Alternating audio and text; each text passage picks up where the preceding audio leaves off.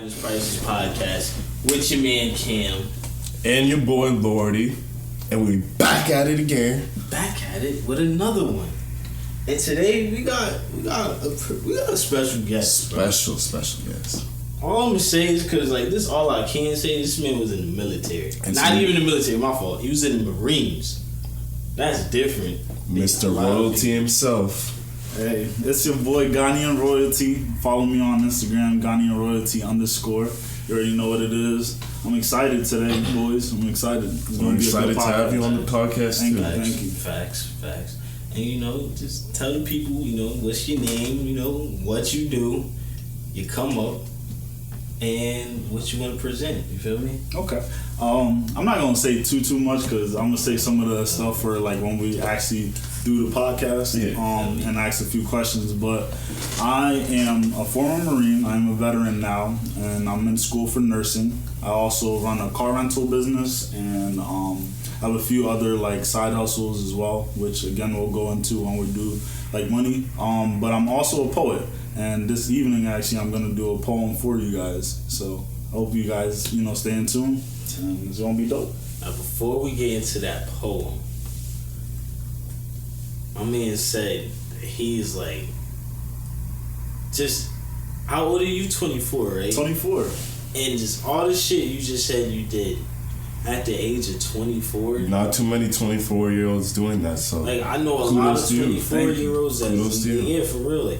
I know a lot of 24-year-olds that are not on the same type of foot you on, or the same type of wavelength that you're on. You're a vet. You're in school and you're doing mad money schemes right now. There's the only place you're going is to the top. Real shit. That's the goal, man. That's the goal. Real shit. And I appreciate what you guys are doing here too, honestly. So hopefully, we talk about some good stuff.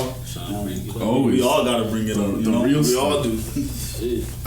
All right, so you could, get to see the poem, bro. You done told it. Oh man. So, all right. Hopefully, another time I could do some more poems, but for now, I have one about me personally. So they try to dig up dirt from your past so you can't stand.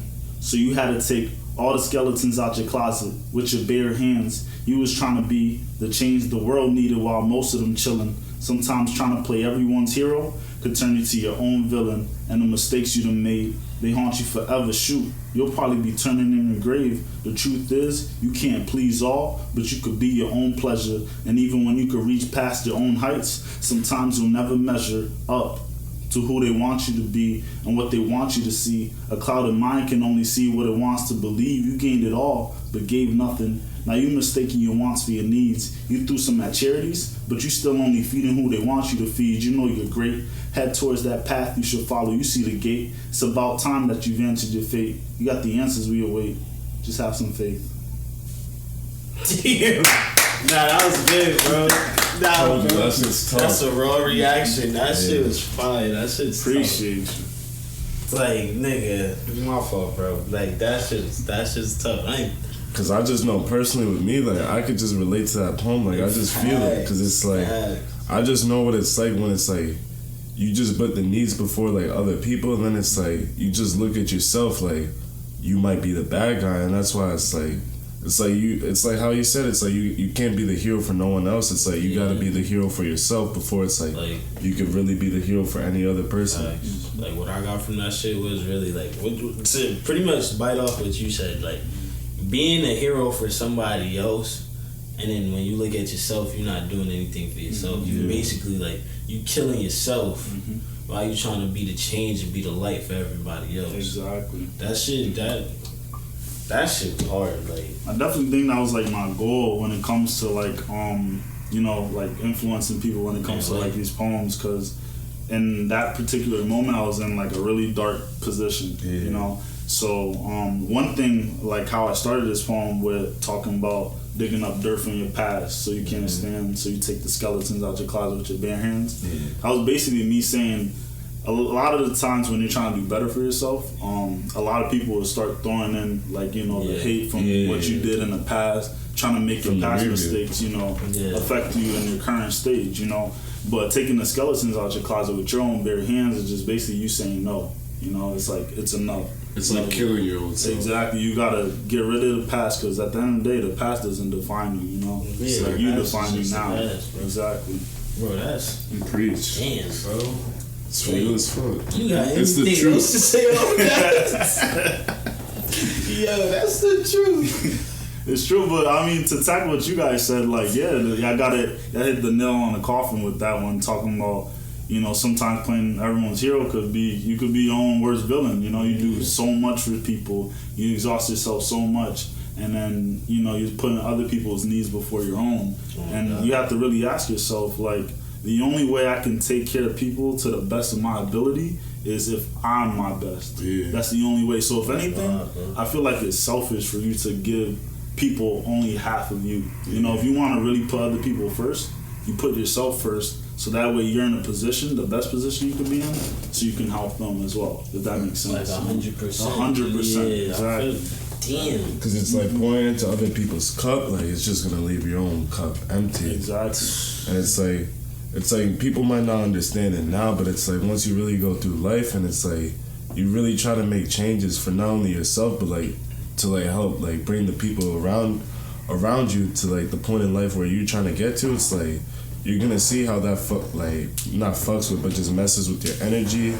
It just messes with your mental, everything, your entire vibe, and like messes with your mental. Yeah, like because you just see, because like I saw something where it's like everybody has like the same set of eyes, but not the same vision. Mm-hmm. You feel me? True. That's fact. So it's like not everybody's gonna see what you see with your own two eyes. So it's what you gotta realize. That's a good poem. Thank you for that poem, for real. No problem, guys. Anytime. Anytime, bro. Like, it's proper in the poetry world. Snap. Snap. That was a great poem, bro. Like, that just goes to show, like, you and your accolades. You feel me? Like, you're not just a regular person. Like, you got other shit to do, and like you're deeper. Cause like I know, like with that poem, cause I felt that shit. Like, you really dug into like your feelings and like your heart.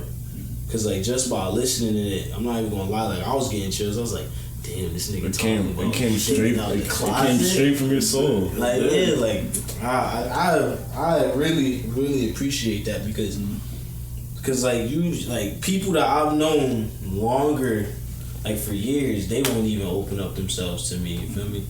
And like you just off the bat with a poem, you probably not even opening up yourself, but for you just to like give somebody that little bit goes to show like just your character and like type of person you are, the type of person that you're gonna be. And honestly, it's like the world needs more of that, because it's like the world's really a dark place, and it's like people are afraid of their skeletons, like how you mentioned. Like not everybody could like go into their closet and dig that up. Like it takes a lot of just like strength and willpower to like really do that, because it's like you're basically taking yourself like out of dead. Like really, like that's the best way to describe it. Exactly.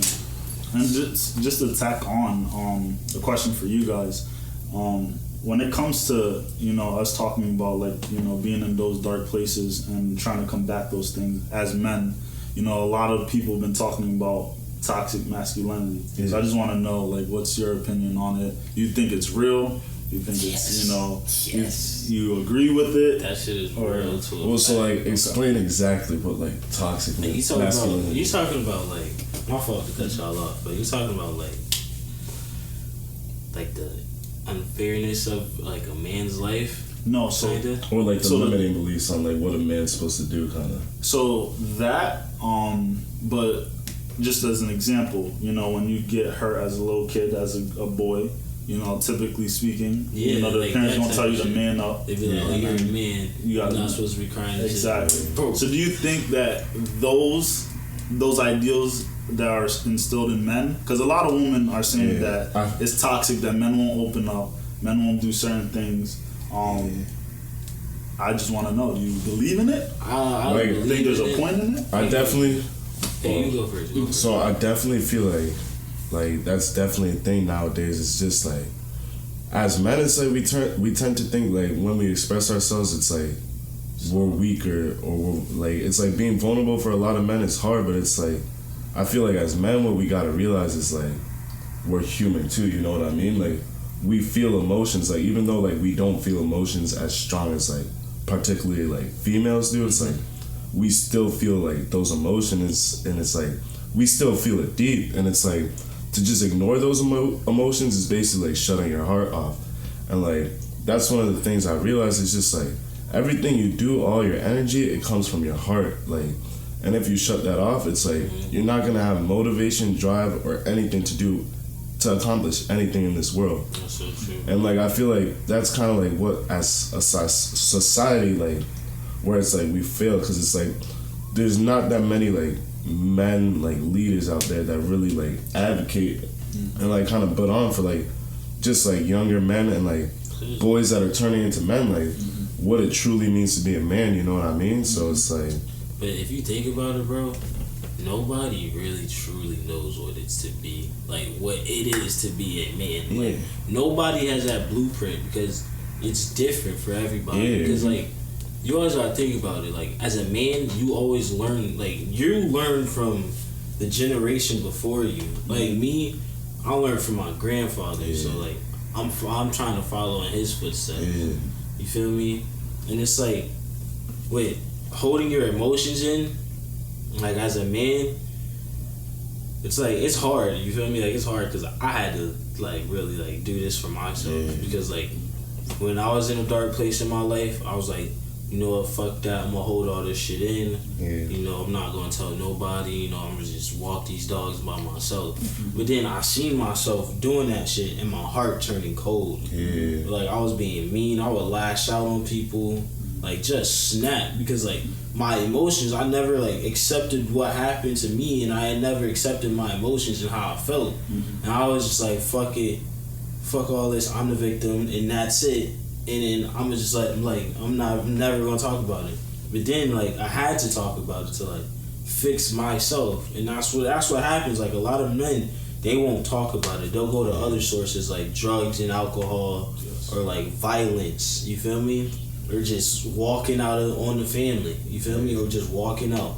You know, after like one little argument, you're just gonna leave your whole family, because you don't like. You gotta come to yourself and talk about your emotions as a man. You can't be afraid of yourself. You can't. Either if it's with yourself, if it's with your significant other, your child. Like as a man, bro, you can't hold those feelings anymore, because all that I feel like all it's gonna do is either it's gonna make you or it's gonna break you. Really, either it's gonna make you to a stronger man, or it's gonna break you into a broken, fragile man that doesn't know no better. You feel me? Because I've seen that a lot. I've seen that, like me, like, just, like, I'm about to open up a little bit, but just me, like, seeing, like, the men that was around me in my life, you feel me? And, like, they weren't, like, my blood family. They weren't my fathers. They just, like, they were just, like, stepfathers, right? But seeing them and seeing, like, how broken they were on, like, holding on shit from, like, 30 years ago, 10, 20 years ago, that's when I knew. I'm like, nah, nigga, like, you really gotta, like, come to yourself and, like, open, like, if something's fucking with you, you gotta let that shit go, or you gotta talk about it. Like, anyway you gotta let it go, because that shit will really fuck with you, and it will change you, and you won't even know it, bro. And even, like, I didn't mean to cut you off, but, like, personally for me, like, I just know growing up, it's, like, I was always considered, like, the oldest in my family, like, just out of me and all my siblings, compared, like, just at home, because, like, I have 3 older siblings, but it's, like, they're already older, so, like, out of, like, the bunch of, like, just, like, kind of, like, the younger set, it's, like, I was always looked at as the oldest, so it's, like, anytime I felt a certain way, I was always taught to, like, I was either being soft or whatever. It's, like, I was taught just, like, quick, like, just to, like, kind of, like, just shut everything off. Like, I never used to let anybody see me cry, like, whenever I was down or whatever. And then, like, I think it was, like, last year I was with my boy Jason, and I was even thinking about this today, and I was, like, I feel like with him, like, that was the first time, like, anybody's, like, ever just see me, like, cry, like, flat out, because it's, like, I think I was talking to something just, like, it was just about, like, my relationship with my younger brother, because, like, I could tell, like, at one point, it's, like, he used to think, like, kind of, like, I was just trying to, like, play him like a bitch or something. Like, I could tell, like, subconsciously, it's, like, he thought like that. So you were trying to belittle him? Yeah, and then, like, I remember, like, I was talking to, like, Jason about it, and, like, just like his relationship with like his older brother, and it's like he just got it like exactly on point to like how I was feeling. It's like I couldn't hold it back. It's like tears just started coming out, and like from that day on, like I just knew like it's all right to just like cry sometimes. Like you can't just always keep everything in, because it's like it's true. It's like it says it in like the Bible. Like I'm a firm believer in like the Bible and stuff, and like it says it like guard your heart, because like everything you do flows from it, and it's like that's the thing though I want to touch on. So I've always felt that there's different burdens in this world when it comes to man and female. I always felt like the woman always carried the burden of having children, being the nurturing side, whereas the men always, for time and time again, they've always carried the burden of performance, is what I like to call it. And providing, right? And providing. That's the performance aspect. So provision, protection. There's certain things a man exhibits. Obviously there's certain traits that a woman would have that a man doesn't have, and vice versa. Like the nurturing. Exactly. So I asked a woman I know. She's a very smart woman. She has her own podcast as well. I asked her, is there such thing as toxic femininity, which is the opposite of toxic masculinity? She said no. And along with other people in her thing. Yeah, bro. So that's why I had the confusion, because a lot of the toxic masculinity trend started mostly from women. Yeah. And it's dumb saying that men won't open up, men won't talk. Yeah. But here's the flip side though. If there's no toxic femininity, that means there's only toxicness on one side. Yeah. So what makes men inherently men is toxic. But what makes woman inherently woman isn't toxic, which is... Yeah, can I answer that? Let me break it down for you. So like, I'm in a relationship. Shout out to my girlfriend. We've been in a relationship for like, how long though? Like 4 years, bro? 4 years? I remember the first day they were together, bro. Like, I told him after, I was like, yeah, bro, like you're definitely gonna end up dating this girl. I was bro. like, nah, shut up. Next thing you know, I'm stuck. But I fuck with her, right? But on to that part. So look, this is how I know. Like toxic masculinity and like female masculinity, like just all that shit is just toxic, bro. Because right, my girl said something to me. I think she said something about like the way I looked or something. She just said some stupid shit. I was like, now if I said that to you, you would start crying, right? So how could you say that to me and expect me to take it and just, oh, it's a joke. It's a joke. Yeah. It's nothing serious. But if I say it to you, you look ugly. You look ugly in those leggings, bro. That shit just throwing you all off. Yeah. She gonna cry, say I'm an asshole, say like I'm not shit, I don't care about females, like all that shit. And like, can I touch on your thing real quick too? Like, I just feel like that's like another reason why it's like guys aren't always willing to open up to girls, because it's like, I just know as a dude, it's like with certain females, it's like if you open yourself up to them, it's like they're gonna take advantage of you and like try to manipulate like ways around you to like control you, because it's like if you're a strong man and it's like you do stuff on your own, you do everything on your own, it's like they hate that shit. I'm telling you, like I can tell, like they hate that shit. That's what I'm saying too. Like, especially when it comes to the dating aspect, right? Yeah. So the dating aspect is the tricky thing, because a lot of women would tell you what they want to hear or what they want to see, but they don't actually want it, because you notice, you notice you ask a girl, girls are backwards. They're backwards. They are. They don't know what they want. If you ask a girl like what they want, like what do you see in a guy? What do you want in a guy? I want a nice guy. I want this, that. He caters to my feelings, everything. My sister, in particular, was guilty of the same thing. Yeah. What happens when they get that person is they take advantage of it, because they don't think this person talks about his feelings all the time. Yeah. He's too emotional. This dude's just like me. Like, he's not a man. Yeah. So I think in this world, there's everything has like a yin and yang to it, like, and that's men and women.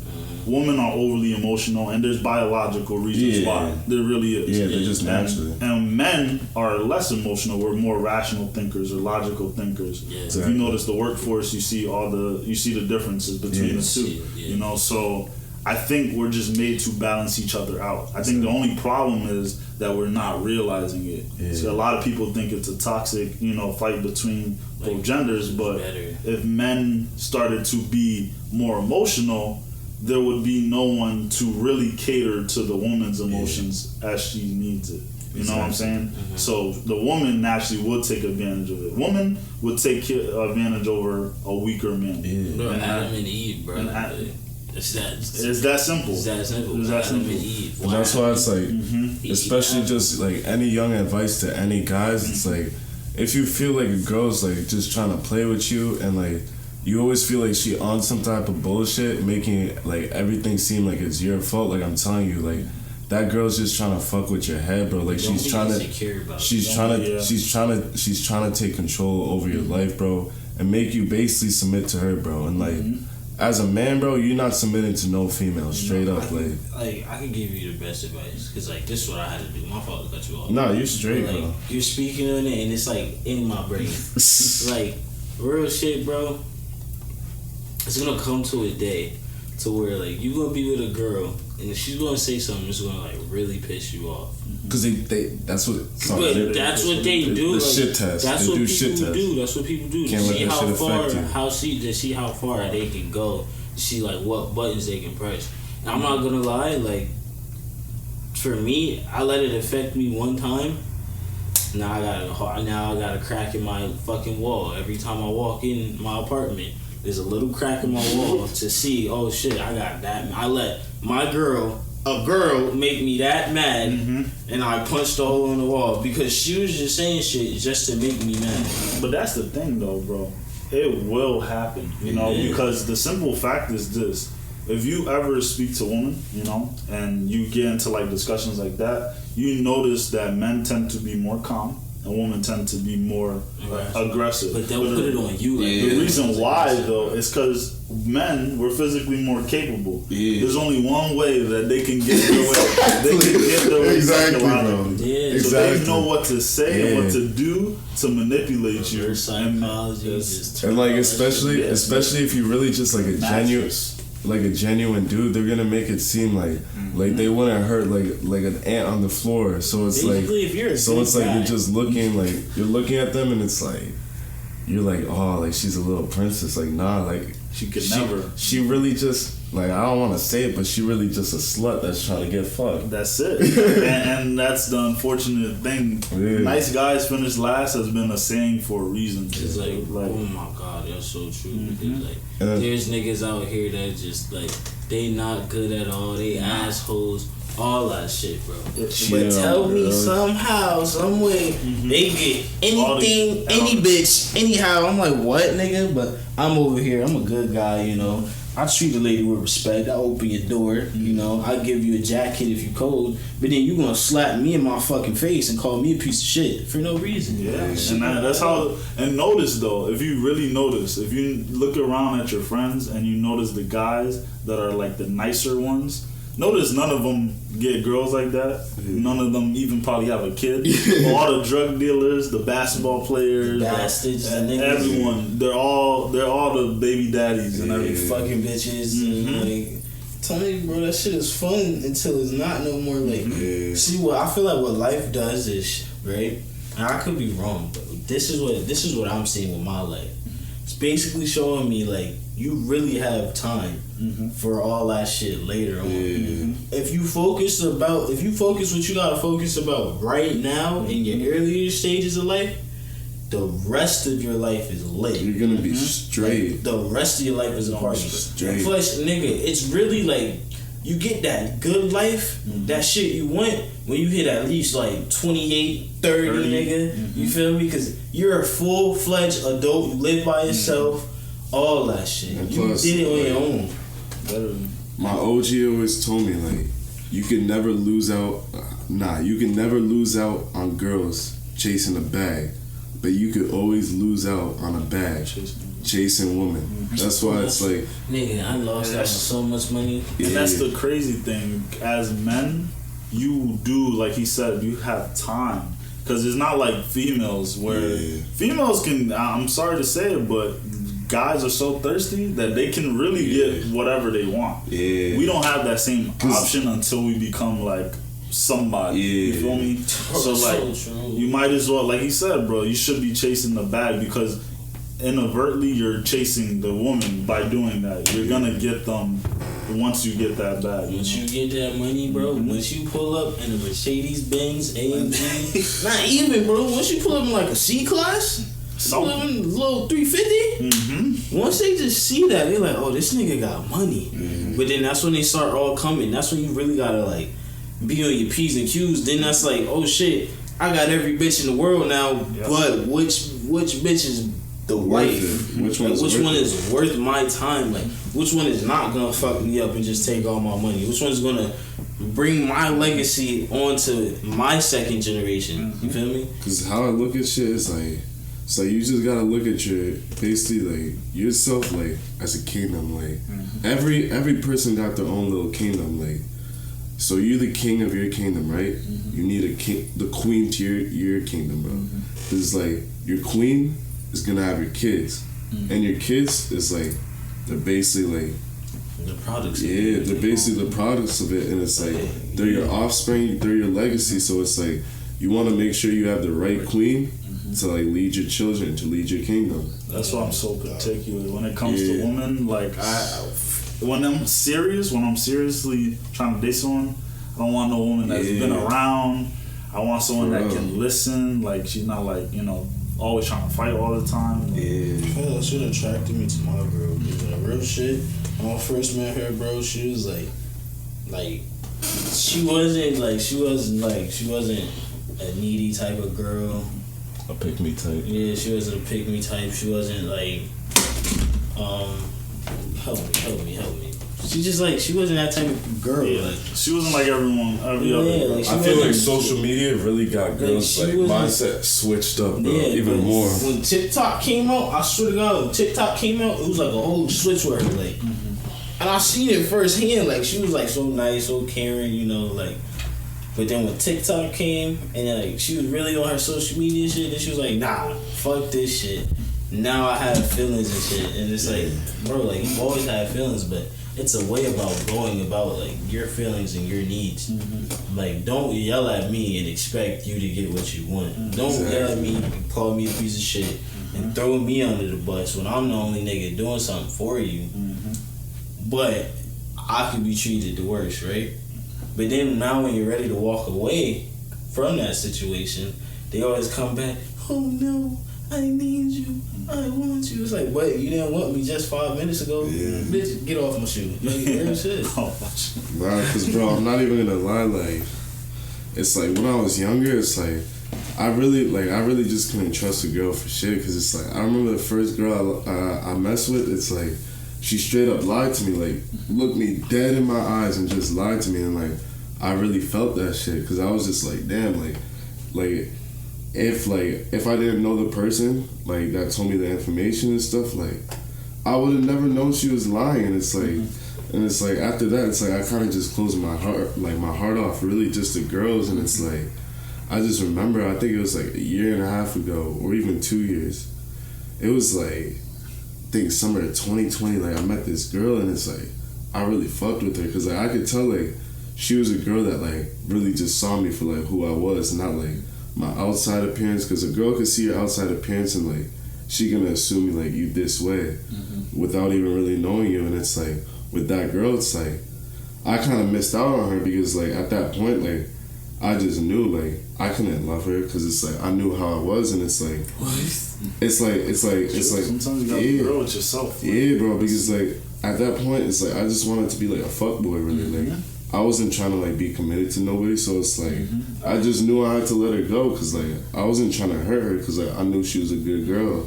And that's my thing, like, for me, I've had to, like, contemplate, you know, what I really want to, like, do I want to just mess around? Do I want to just stick to one?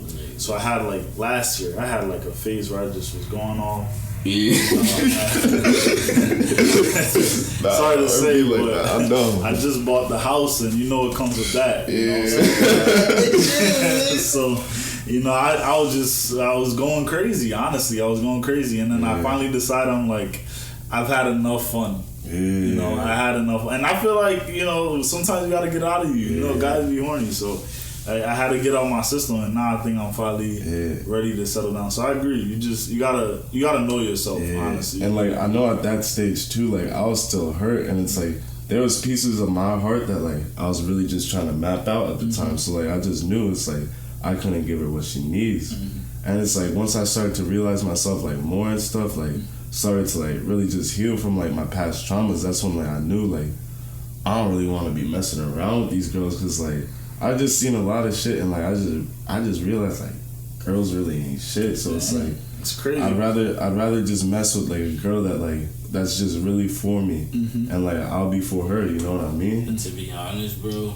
like I know like we saying like girls aren't shit and shit, but it goes both ways. Niggas not shit. This isn't us hating on girls. This is just like us talking from personal experience. Like, what we realize. That's why I would put out there. Dudes are just. I'm be honest. 99% of the time, like dudes are trying to fuck. Yeah. That's men's objective. If anyone think anything otherwise, bro, stupid. No one's shit. taking. Yeah, the shit slapped out of you. Most dudes controlled by their dick, bro. and that's my thing. So I want to preach.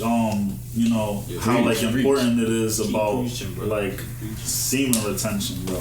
That semen retention. No, I need to hear this. I need to hear this. Listen up, boys. Listen up. This one right here important. So I really started it mostly because I was working out. But it's crazy because when you're like watching porn, you know, especially porn, it affects you like crazy psychologically, because you start to view the world and women as like sex objects. Literally, that's what you start to do. So I noticed like whenever I see a girl, like think about it. When you used to watch like Porn Heavy, when you would see a fine ass girl, the first thing you would think about is I'm trying to fuck. Yeah, it's crazy. I'm trying to get my. But then you flip it around, and then I practice semen retention. At first, it was hard, of course. But after like the first month or two, and you haven't had sex, you start not to crave it. And when you start not to crave it, you realize that the one power the opposite gender has over you is because your lust for sex. Because they know you want it so much. They know they can manipulate it. They can do whatever they want to you while they're horny. They could, because they got so many niggas in their inbox trying to text them. Why? Because they want to have sex. They see the nice pictures or whatever. But what happens when sex is no longer an objective for you? You start to really look at people for themselves. That's so true. It no longer becomes she's bad, I'm trying to smash. It's just she's cute. But what else does she have? And I notice a lot of people don't have anything, bro. Yeah, a lot of niggas, like, well, my fault, not niggas, like, a lot of females, like, that's all they got going for them is that box, bro. Like, real shit, because, like, probably, and, like, that's the type of conversation, like, you have to have that with a girl. Like, fuck sex, because, like, I know that I'm going to get that out of you, but what can you bring me? Like, financially, mentally, like, anything, bro, anything. Spiritually.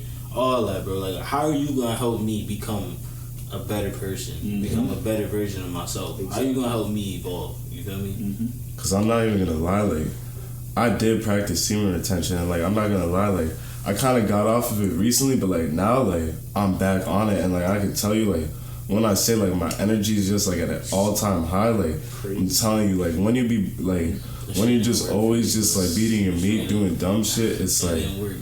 It's like that shit kills your motivation. It releases like a chemical in your brain called dopamine, and what that does is like anytime you get that instant gratification, it's like you're achieving something that's like it's like easier. high rise, or like it's like a quick rise but a steep fall. That's what it is, because you ever had like sex with someone that you really wasn't supposed to, and then afterwards you just feel like crap. That's that dopamine release. You're just like you satisfy that urge, but it's like, is it really worth it? It's like that post-nut clarity. Post-nut clarity, exactly. Nah, and that's why, especially now, it's like I just can't be fucking with any girl, because like to be honest, it's like the pussy really, like that shit don't intrigue me no more. Like if I'm just being real, because like it's like I see how easy it is to just mess with girls. It's like girls are just easy to me, so it's like It's like you gotta show me you're different. You gotta show me like you're gonna bring something to the table. Cause like I know what I bring to the table. Like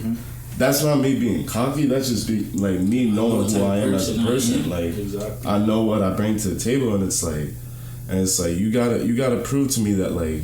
I don't want no idiot. I don't want no bimbo. I want no idiot. I don't want no girl that can only like suck and fuck. Literally. You feel me? Like I want somebody that's like really gonna be better than me. Like you gonna be like, damn. And like, someone that's gonna motivate you. Yeah, make me do better for myself. You feel me?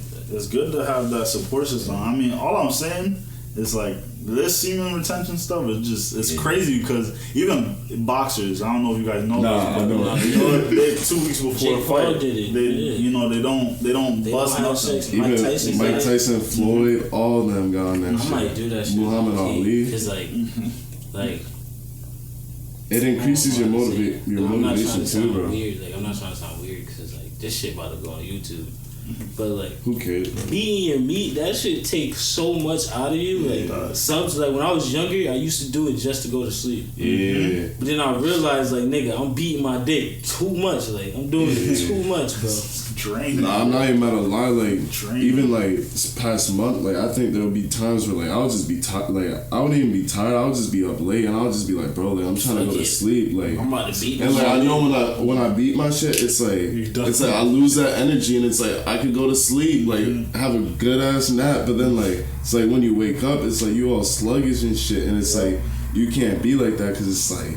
I feel like your seed is like. I feel like that's like your superpower. It is. Like just being a man. It really is. Because we have to realize that our testosterone is what makes us us. Yeah. The reason why we're so strong. The reason why we have so much like energy and everything. The reason why we could do what we do. As men. Testosterone is that simple. Like.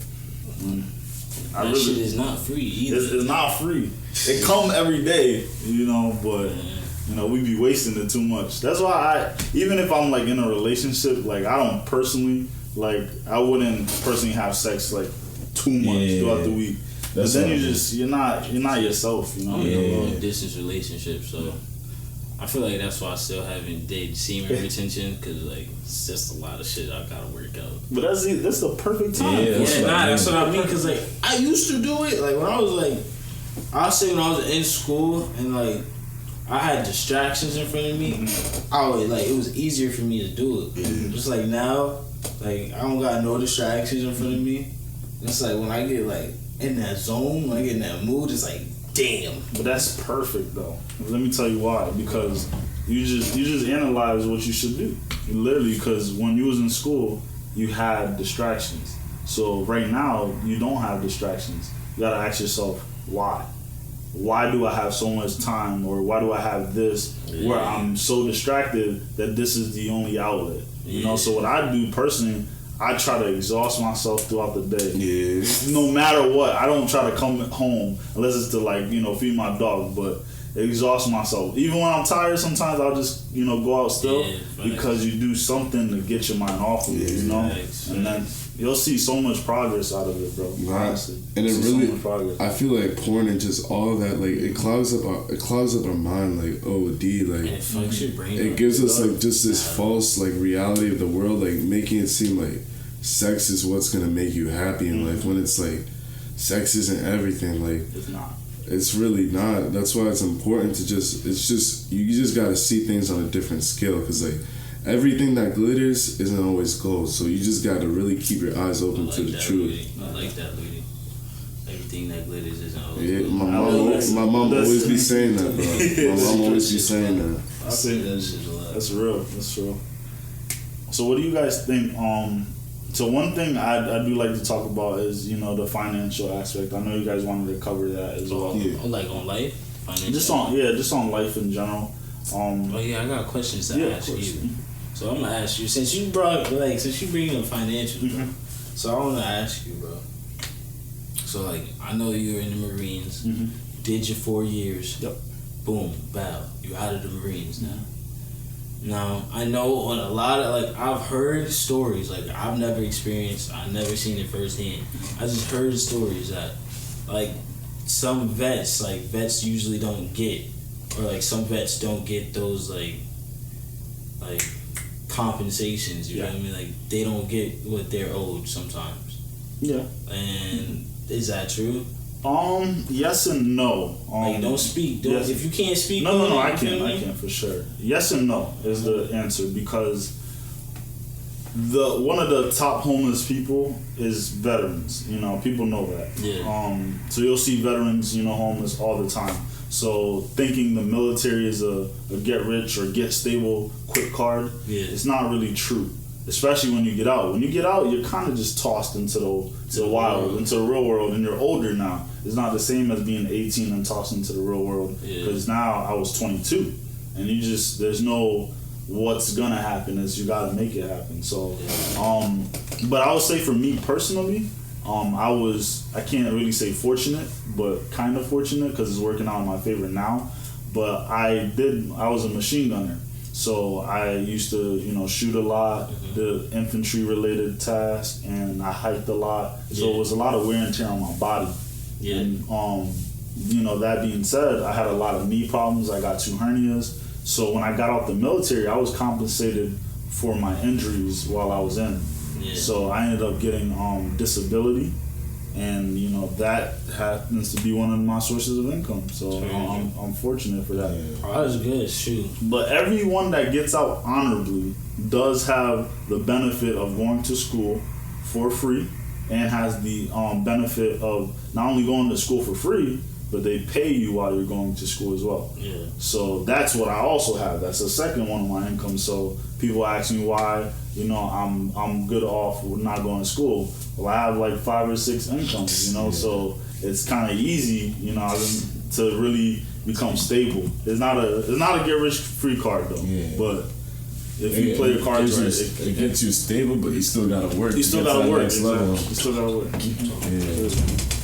So just being in the military, what was kind of some of the mental battles you had to get over?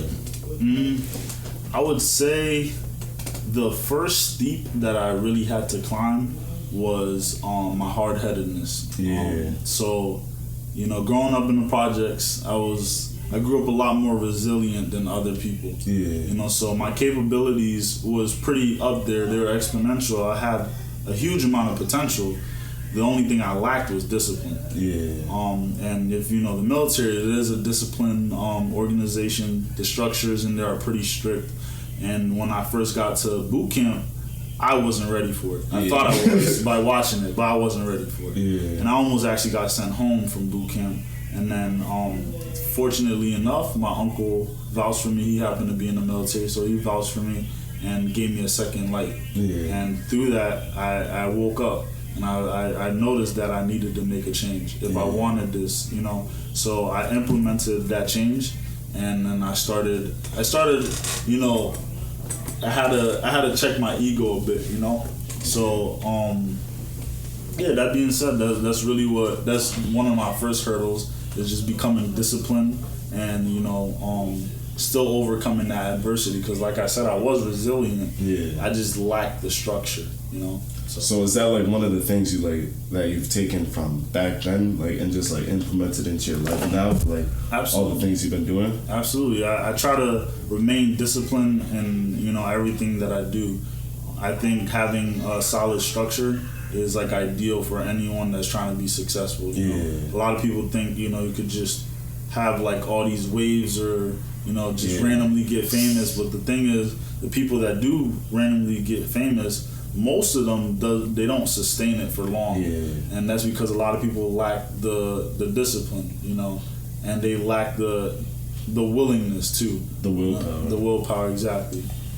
So what advice would you give to just any young adolescents that's kind of just making that transition from going to high school just into the real world, because that is a big jump, you know what I mean?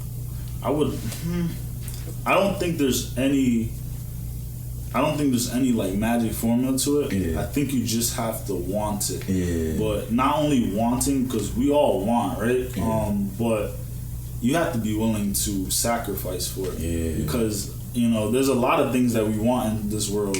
Everyone, if you ask someone if they want $1 million, they want $1 million. Yeah. But are you willing to put in that $1 million work is the question. No, exactly. I would definitely say be ready to sacrifice. and you gotta really want it. You know? That's what it really comes down to. No, because even with like me, like I feel like that's one of the main things that like I've just been trying to like implement into my life right now is just like discipline and like structure. Because like I'm not gonna lie, like I've been like really unorganized my entire life, and like I feel like I kind of made that just like a trait of mine, like oh I'm just disorganized, but I realized like it's just a toxic trait that I gotta fix. Because it's like I know if I want to get to like the level that I want to reach in the future, it's like I gotta fix the things now in order to like be that guy that I want to be in the future. You know what I mean? Exactly. And I think it's good that you're realizing it now, especially because you're 20. So it's like the most ideal time for you to realize it. A lot of people do say the same thing, you know. But the thing is, they do fail to realize that they can make that change. There's a lot of people that would say, you know, I'm in this situation because I'm in this situation. Or like, you know, God made me this way. Which is not true. You have control over anything that you're doing presently, you know. So I definitely, I commend you for, you know, realizing it. But I would definitely say, you know, look at other resources. For me personally, I find writing things down helps a ton. So just, you know, every morning or like every night before, sometimes I do it, sometimes I don't. I'm trying to get in the way of it, but I would write out a schedule for the next day. That's exactly what I was thinking. Like I need to start doing, just writing out a schedule, so it's like I know what I got to get to each moment of the day, and I can just do it quick instead of like just like kind of like wasting time in between like stuff, like figuring out like all right, so what am I gonna do right now? Like, am I gonna do this or do I want to do that? And it's like in the middle figuring that out, like I just procrastinate a little bit. Like I'll sit down and it's like 30 minutes will pass by, then an hour, and I'm like, damn, like I gotta get to like what I gotta do now. Like, and it's true. We're talking more about like scheduling and having like a structure in your life. So like, suck at that shit. And honestly, I noticed it's crazy because the amount of things that you can actually get done in a day, it's wild because it's 24 hours, right? You know, but a lot of the times it feels like the day just flies by so fast, and I'll just find myself some days just looking around like, oh, what can I do? But when you have that schedule, like even on times where you're not doing anything, you have that to refer to, you know. So that's what I did, like for myself. Like my fault to cut y'all off. Like I know I was out there and shit, but like for myself, like this year I tried to like I wrote down like 10 things just to try to get myself to do every day. Like wake up early. That's from waking up early. It's from brushing my teeth to reading a book. You know, even with the podcast, like I just look over this shit sometimes, like just to like get my body to doing something. Cause like with me, it's like really the type of person I am. I could wake up in the morning, eat some breakfast, smoke some tree, and then I'm done. Like, but I gotta stop that shit because like I'll be done for the whole day. Like that's another thing. Like if you smoke weed, real shit. If you smoke weed, bro, that shit fucks your whole day up. Like I didn't think, like it didn't ever dawn to me on how much it really slows you. Like if you let it slow you down, how much it will slow you down. Like if you do not have a balance in your life with that shit, how much it will take away from you and like just slow all your shit down. So honestly, it's like when you be smoking all day, it's like that shit, it just kills your motivation. It makes you want to just like sit in bed, just chill, and honestly just kill time just because of like the way you're feeling. But then it's like you're kind of just living in your own reality when it's like you gotta be in the present moment. You can't be in like another world. Like you gotta be living in your own world, but like in this world type shit. That's why I built, like that's why I like made a schedule. You feel me? So it's like now instead of like doing what my body wants me to do, like doing what my flesh wants me to do, is like when I wake up, my body wants me to smoke some weed. Fuck it, we're gonna wake up, smoke some weed, get our day started like that. I try to say, fuck that, I'm gonna wake up, go to my computer for 30 minutes, make me a protein shake, just doing little like tedious things to like you really don't think about it, but you're really changing yourself. You are. You feel me? Cause like back like taking it back again to like me, like when I moved out of my house and stuff, and, like I was homeless for like 3 months, I say, right, Lordy? I was in that hotel for like 3 months. Yeah, bro. Or at least like 3-5 months. you know, I fucked my whole schedule up, my whole me, like, just me as a person, I fucked it all up. Like, I went to, you know, smoking every day, because, like, I smoke weed, I smoke a lot of weed. But, like, I was smoking, like, too much, you feel me?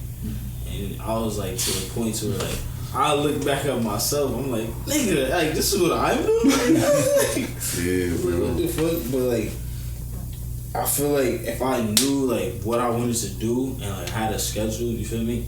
Like, shit wouldn't be so hectic, you feel me, for me. Even now, like, a schedule is so important.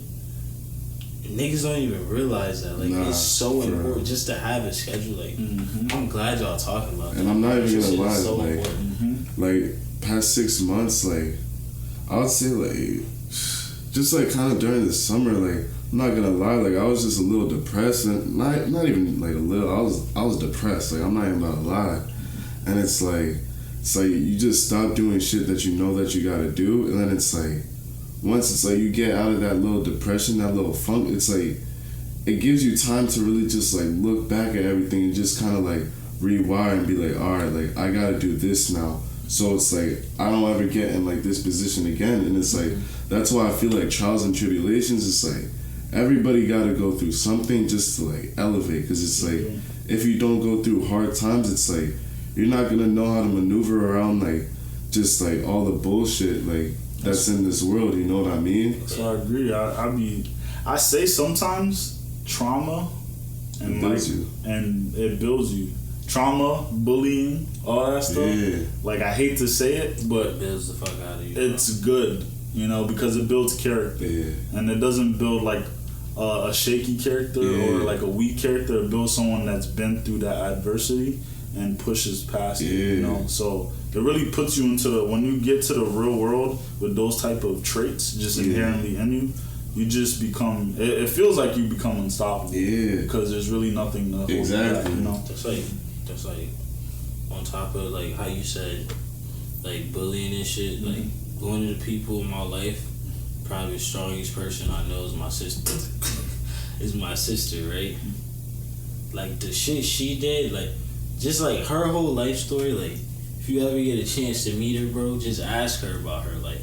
She might not tell you, she might tell you, but just, like, her growing from, like, a young lady to the woman she is today, like, it's just amazing, like how strong of a person she is, and, like, how she let, like, her trials and tribulations not define, like, oh, she's just gonna be a messed up type of person. Like, she let that define her as into, like, I'm about to be a superhero.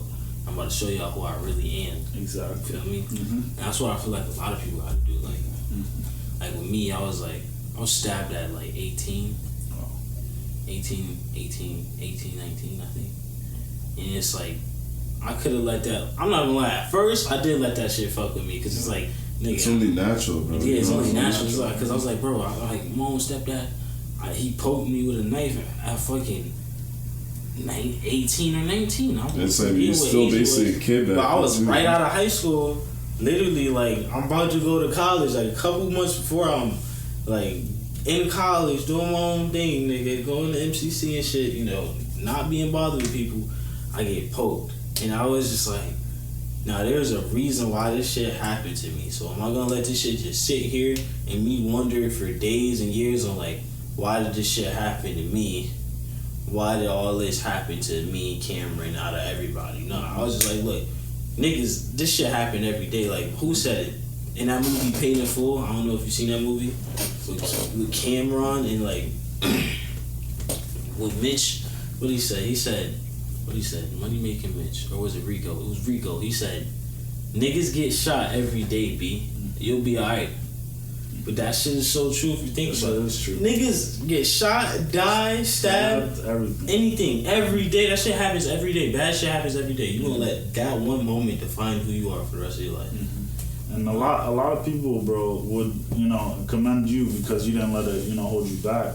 A lot of people would like to play the whole woe is me card a lot of the times. And I just don't feel like it's beneficial to you in any way, because the reality is no one cares. Yeah. No one cares like you care about you. You know, so the world doesn't owe you any sympathy. And time's always gonna flow, and it's gonna keep going, whether you're here or whether you're not.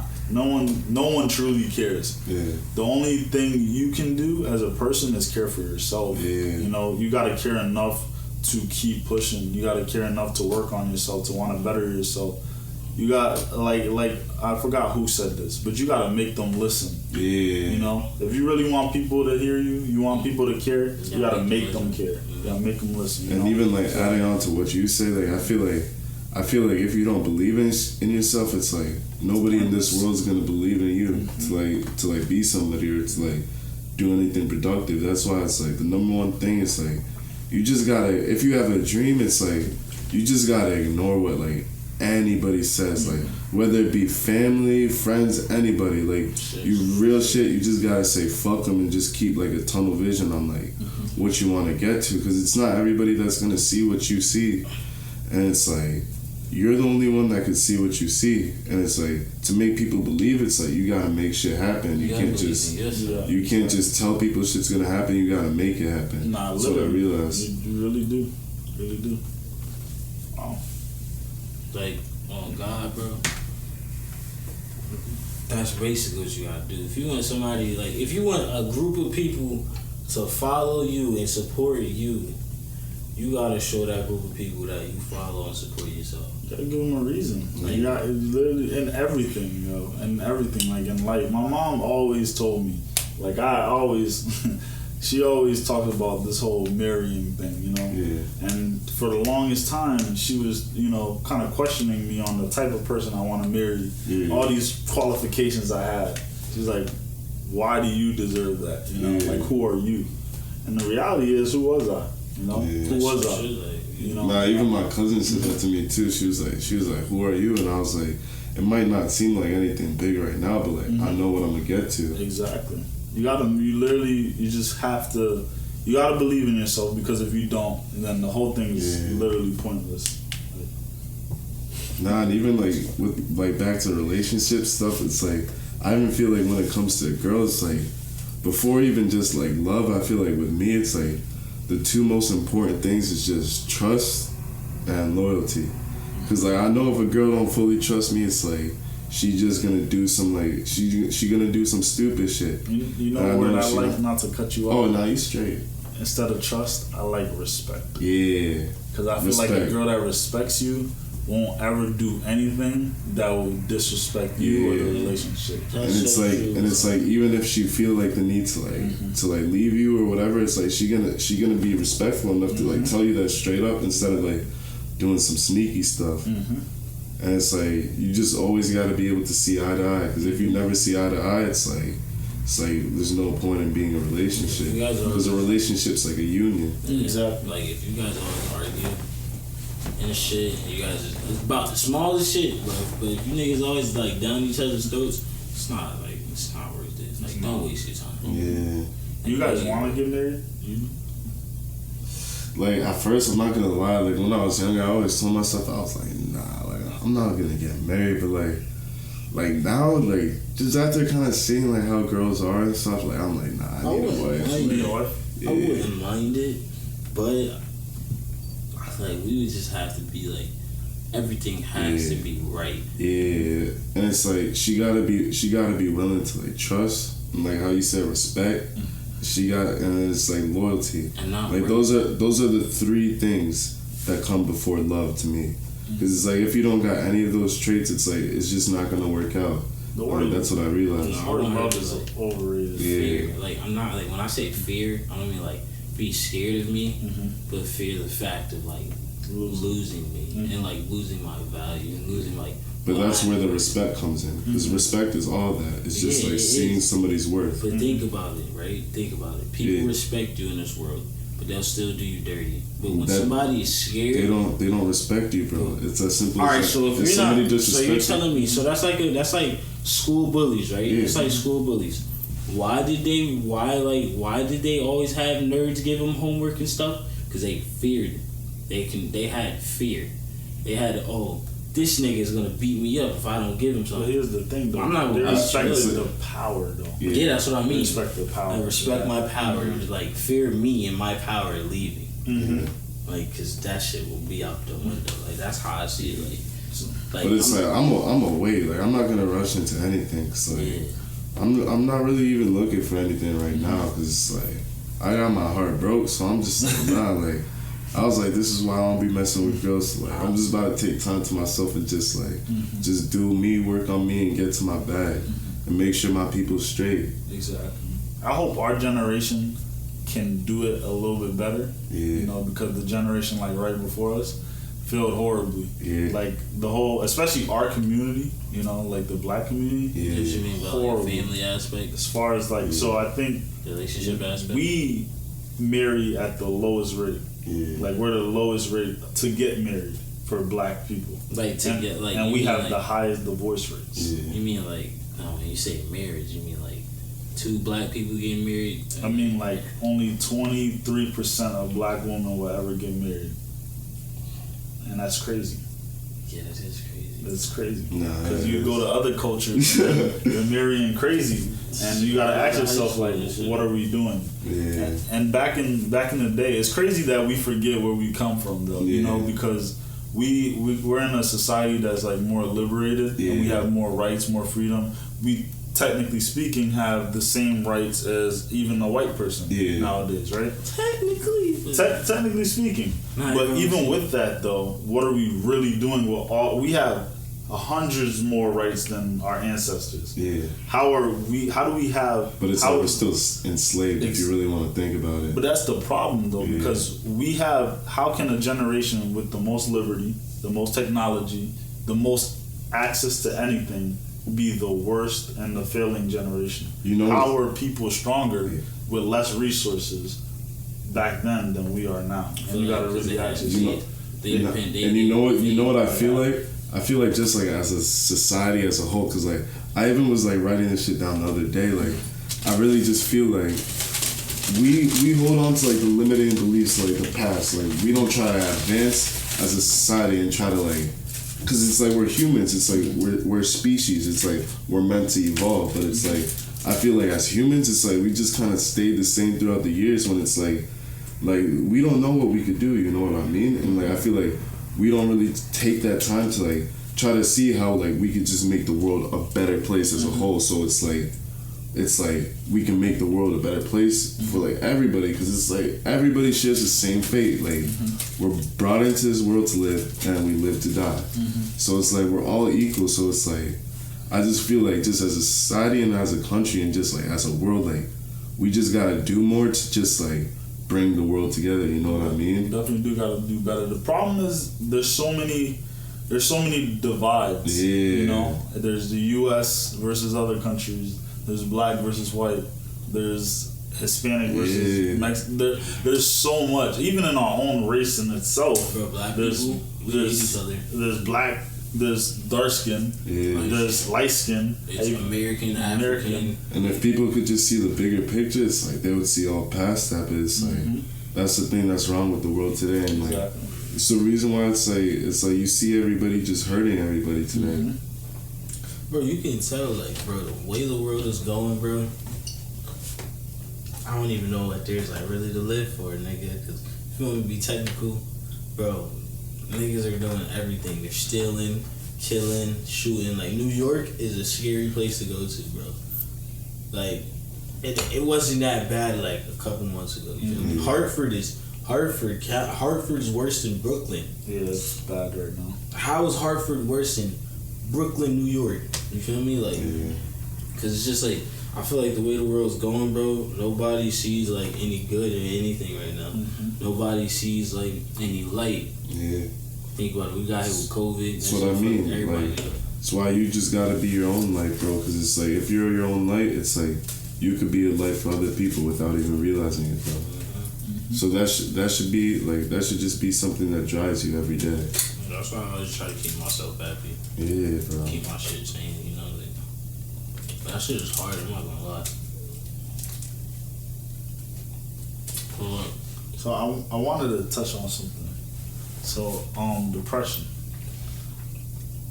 Have you guys felt depressed before? I mean, I mentioned it early, like I've experienced depression. Just like kind of like this past year in my life, bro. Like it really just felt like the world was against me. You know what I mean? And like it was probably like the most down bad like I've just really like ever been. Cause it's like this time being depressed. It's like I didn't run from like my problems. It's like I knew if I was gonna get over it, it's like I had to face it. So it's like I felt every emotion, every single thing. Like I felt it deep, and it's like that shit's hard because it's like even being around like people, it's like I realized it didn't make it any better. Like it just made me even more disconnected from like just like the world and myself. So it's like it really took a while for me to just like dig deep to like just like figure out who I was again. Exactly.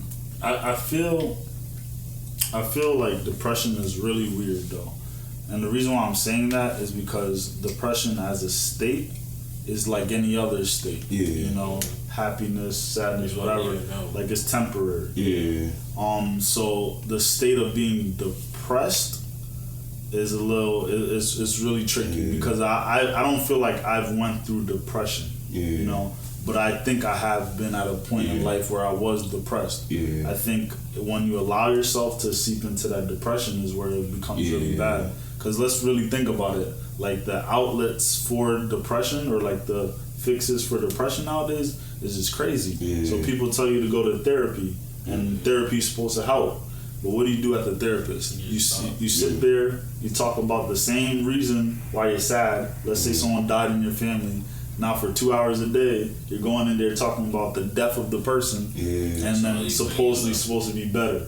Yeah. How can you get better when you're still talking about the reason why you're depressed? How can you move forward from that? You gotta find shit that makes you happy again. I feel like the best thing, because it's like when you're kind of in that state, it's really like everything's just dark. It's like you just gotta see like that little bit of light and then just like follow that path. It's like that's the only way you're truly gonna get out of that like shit. For me, when I'm depressed and shit, like I'm down, I travel.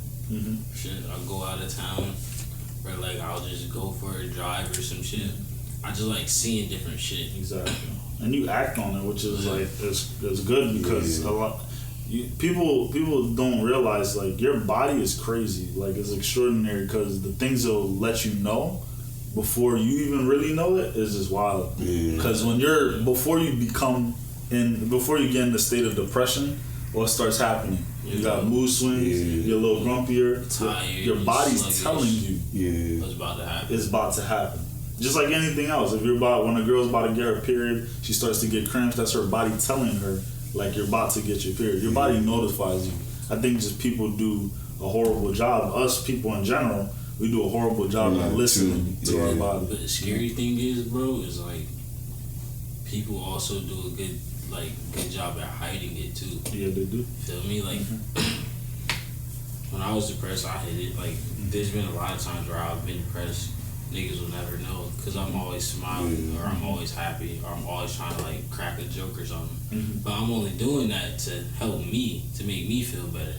Like that's my coping skill. Like if I'm like sad or something, you know, I always try to laugh or I always try to see the joy out of anything. Exactly. Like if I fuck up, like say I failed like a big test and like I needed to pass this test, I'm like, well, better luck next year or some shit. Like I'll just try to joke about it, knowing damn well like, nah, that shit really fucked me up. I'm depressed right now. And even like the thing is too, like I feel like a lot of people are scared to admit that like they're going through stuff because it's like they don't. I feel like people act like, oh, like you're just supposed to be happy all the time, but it's like I see it like in our generation today, and like just like and like a lot of like the people today, it's like there's a lot of people in this world that are just like, it's like they're just depressed, and it's like and it's like some people never like they die without even really living, you know what I mean? Without even like really knowing what like it feels like to like really be alive. And like I feel like that's the thing that's like just like kind of sad, like because it's like especially as our generation, I feel like our generation is just the worst with it, with like social media and everything, because now it's like everybody has like these like mixed opinions, like just like kind of like voices in their head that just like telling them to do this, that.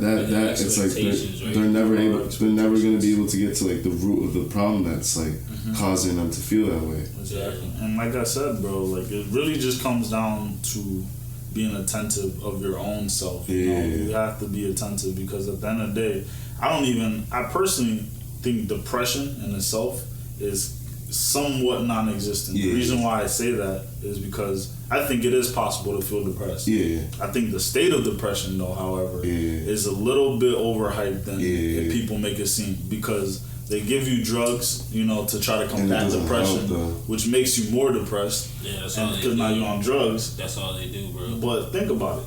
A person that's in depression, if I gave $1 million to everyone that was depressed, the life will turn around. The life will turn around, right? So if money can just solve it just like that, is it really depression?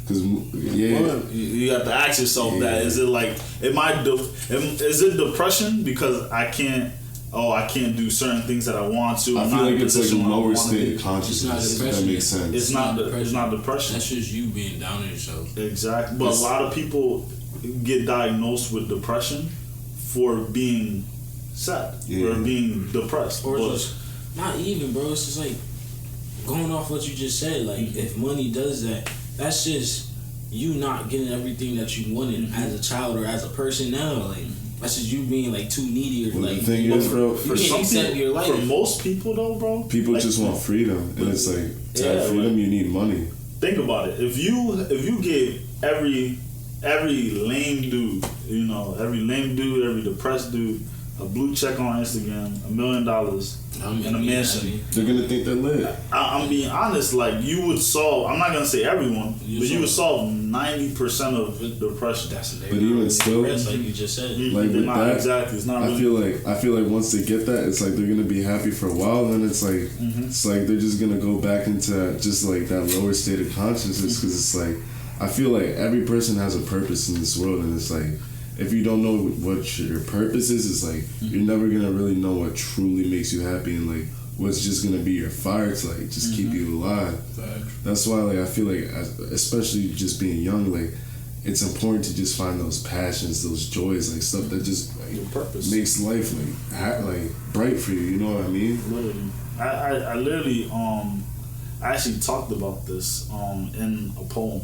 For real? And then I talked about my states of being depressed. Yeah. So the poem it's called Levitate. Yeah. And that signifies the ending of the whole process. So but the 3 layers of the poem is disintegrate, meditate, and levitate. Yeah. And they signify, sort of the things that I went through. So disintegrate being the destruction portion, when I was just beating myself up. It was the time I was the most depressed. And meditate signifies what I did to combat it. Yeah. So I actually did meditate, which helped, but it more signifies meditation. I used to work out. I used to write poems and, perform and everything. Everything to signify me transitioning out of that depression was me meditating. And then levitate being the portion where now I am out of this depressed state, and now I want to, help other people that are, going through the same stuff. Like, I definitely want to like show it to you guys. I definitely want to show it to you guys. Nah, cause like even like just when you said like those 3 things, like I could just feel like I knew where, like how you were gonna like attack it, and like cause like that's how it felt like for me. Like you said, it disintegrated. That's how it felt like. Felt like boom. So like all this stuff comes at you, and you're just like, damn, like fuck life. And it's like it's probably a point in your life where it's like if you were to die, it's like you probably wouldn't even care. Okay. You would just be like, all right, fuck it. You want to die, like you already dead. Exactly. Yeah. On the inside. And it's like once you get to that meditation point, it's like that's when you're like, nah, like I'm gonna fight this. Like I know I'm better than this, and like that's what I'll do sometimes. Like I'll just take time to pray, like meditate, just stuff like that to like. Just like get all those voices out of my head, like just like that's just like fucking with me, cause like how I look at it, it's like I feel like it's just like demons that just be like trying to just like penetrate your mind. That's all it is, bro. Yeah. If you look at it like that, that's all it is, bro. And that's why it's like now I'm kind of like just like in that levitation point where it's like I just kind of finally feel like free and like just like me, so I just know like. I just gotta keep like riding this wave type shit. Exactly, and I think it's important to just, you know what it takes to get yourself out of that position. I think the important thing is to try to like levitate people around us as well. You know, give awareness to it and tell people it is okay to be depressed, but it's not okay to stay depressed. That's exactly why I made this podcast. Because I was depressed and I was like, what can I do to get a peace of mind? And literally, that's why that name, Peace of Mind, is priceless. Like literally, this was all off of like me just being depressed. Like I would come to Lordy's house every day, depressed as fuck. I think Lordy knew I was depressed. He wouldn't say nothing. I'd come to his house every day. After work, I'd just sit down and talk to this man. Like he my girl or something. Just smoking, just talking to this man. Like, damn, bro, like really depressed. But that helped me. And it made me feel better. Like that's what like kind of made me like get up. Like because that's the thing. It's like when you go through it, it's like you could just see that look in people's eyes. Because it's like you once had that same look. So it's like you could just see it like in people like who are really just going through it. And a lot of people will deny it because it's like because they're scared to acknowledge it. Because they don't want to seem weak, or they don't want to seem like fragile, or they don't want to be taken advantage of. You feel me? And even with me, like I just know earlier on, like one of the main reasons why like I never really used to open up is just because like I really felt like nobody really genuinely cared about me. So it's like I'll just keep everything locked in until it's like I got people around me where it's like I could just like open myself up, and it's like it makes it easier. You know what I mean? Like I have my mom, like. I have my niggas, like I have people around me that like I could talk to about like what it was that I was kind of going through, and then like the Most High, like he was the number one person that got me out of this, and that's why like I'm just at the point now where it's like I just give like all the praise to him because like I just know it's like there was a point where like I was really dead. I was really dead. That's how I felt like that whole stage, you know, like when you guys are talking about like wanting to, not necessarily wanting to die, but you wouldn't mind if you did. Yeah, like you wouldn't like alive type shit. You wouldn't mind. I don't know, do you guys mind if I show you the poem? Yeah, sure. I don't care, man. But even adding on to what you said, like I'll be driving and like I'll just be like, fuck it, let me just like run into this shit, and I'll just be like, nah. Like, but when you start having no thoughts, that's when you guys are like, yeah. I feel like you guys will relate to this for sure, though. When you dealt with the hell and pain alone, you become numb to it. I used to cry myself to sleep, praying God save my soul, or I put a gun to it. I had a fight with literally demons. The hell burning in my head turned me really insane. Been through the lashes on my sanity and survived. Don't talk to me about physical pain. Tears poured down fast on my cheek, grazing it as if it were rain. Man, I'm going insane. I could barely breathe. A tamed soul cause the devil won't remove his leash. It's all suicide what you decide. When your thoughts running, it's like driving down the wrong side of the road. When a car's coming, it's like what more can I give? I can't seem to figure out whether I'm living to die or just dying to live. But they say this life is a gift. Well, this isn't what I wanted for a present. This isn't what I wanted for the present. The only thing I wanted was a presence. But no, they down me, they clown me. Around me is fog, my vision is cloudy. So drown me into the water till you hear no sound, please. Please, don't hesitate. Just watch me fall as I contemplate. Darkness fills the void as we dissipate. No final words before I disintegrate. But I'm torn to pieces, and I could barely function. Stumbling to gather myself through all the alcohol consumption. I find myself lost with nothing but a bottle by my side. It was the only way to numb the pain I had bottled up inside. But every day I awake with the same feeling of being depressed. I'm cursed for life. It's like Satan won't remove his hex. He's flattered by my soul. One can even say he's obsessed. I can't figure out whether it's my feelings or the gun sound he wants me to suppress. I'm a mess. I'm like the devil's puppet. He's torturing me, but I'm so close to submit. I used to think it was God trying to show me the ropes, but it was the devil trying to hang me from it, and he loves it. He watches as I pull the gun out and place it under my chin. The first shot, bow.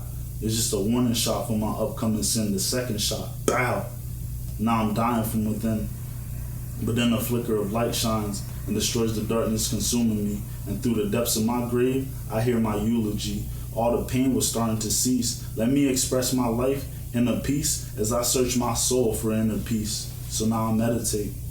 Feels like an awakening. It's like I've added flavor to what was tasteless, and all of a sudden everything makes sense. I finally have figured out my purpose. The old me is gone, but a king has surfaced, and it was worth it. I used to always look like I was ready to cry, because the pain was too deep in my eyes. But now I'm alive, ready to start living, ready to start giving back to the world that we're building. I see now I can be a muse for these children. I will rise. I'm here to be the answer to our cries and bringing us together from the divide, but fighting for our hatred to subside. Just like I fought to be where I am, but you thought I'd be on my knees praying for help. God was always in me, but most of my lessons were taught through the devil himself. They threw dirt on me and watched me disintegrate. I had to kill the darkness in my heart so I could meditate. It's time for us to join hands as we elevate. We're in this together, and even through the storm, we levitate. Oh. Bro, real shit, bro. I'm gonna ask you. Ever thought about like posting these shit so like TikTok now, bro. Yeah.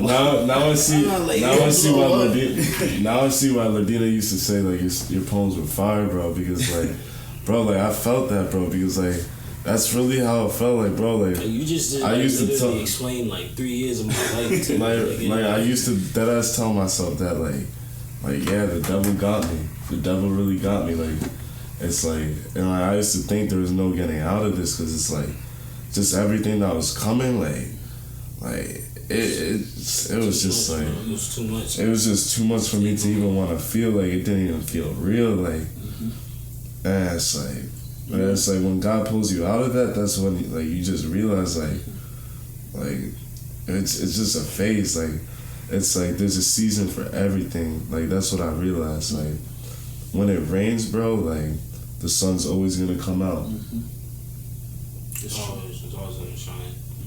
It's gonna shine even brighter, bro. Real shit. That's what it usually does after it rains. But nah, bro. Like back to your poems. They're beautiful, bro. You need to like you. I mean that. You go home, it's bro, beautiful, bro. Like when you go home, bro. I don't listen to poems a lot, but like your shits, like they hit in a strong type of way. Like when you go home, bro, you need to just sit down, make a TikTok, and really just say them shits. Like this is not even like a part of the podcast. Like fuck this shit. This is just like off of raw talent, nigga. Cause like that shit it hits, and it's like you kind of rapping it, but at the same time you just like saying it with like heart and emotion, and it's like you can like it makes you like. Your words make you like make people feel them. You feel me? Like, cause I can tell like that shit comes straight from your soul. Yeah, like the way you're speaking. It's like everything you said from that. It's like I know you've been through it. Like you know what I mean? I could tell like just off of that, like you've experienced life like more than anybody else, bro. But it's like those scars. It's like it makes you shine harder later on. It makes you a lot stronger for sure. And knowing that it makes you know like you finally know what the bottom feels like, and then when you get a little it's 30. Oh shit. Yeah. So like when you've tasted like the bottom, and then you see nothing else. You know this is as low as you can ever be, and you finally do make it out of that state. Looking back in it, it makes me like really happy that I've been there, but more than anything, I'm scared because I never want to be that low again. So I try to implement anything I can to avoid it.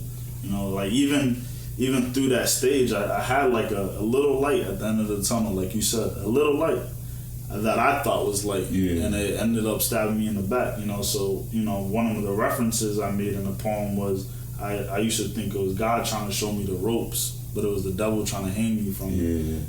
Because they took that same thing and then try to use it against me type stuff. So shit always happens, bro. Damn. Nah, but yeah, bro. Nah, bro. Like, I definitely need to.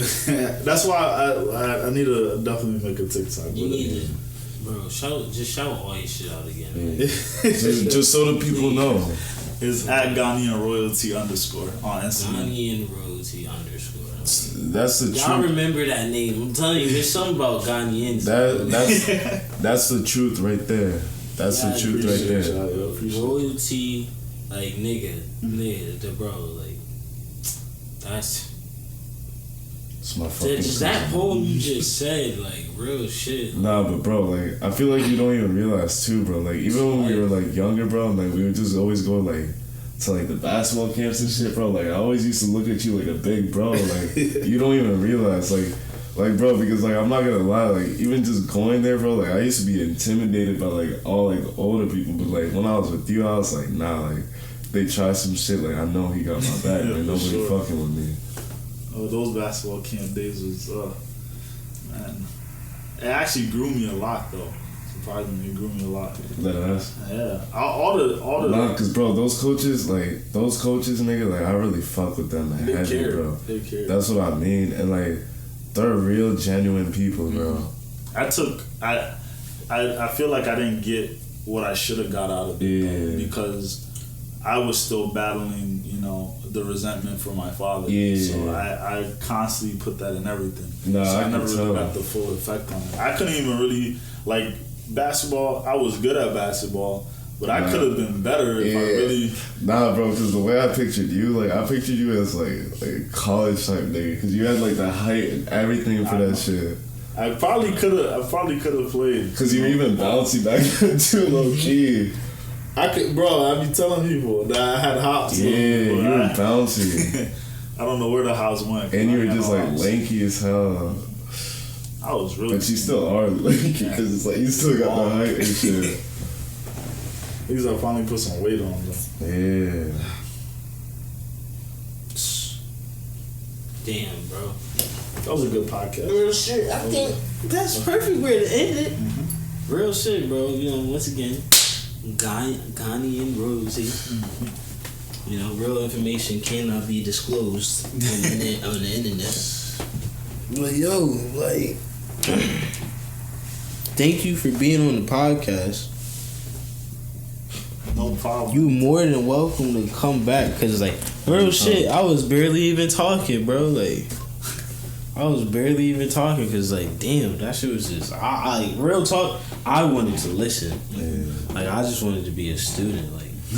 Appreciate you. Nah, cause even Ladina, she always used to be like into the poems, and like she told me that you did it too. Mm-hmm. And like even when I was younger, like I used to write poems, but like it's like now that like I make music, like it's like kind of like how I want my stuff to be. Like I'm trying to learn how to like really like write my own stuff. Heart. Yeah, but it's like for you, I used to write for you, music, though. For you, like like when it comes to like writing, like how do you like approach that so it's like, you know, you kind of get rid of like your ego side of it?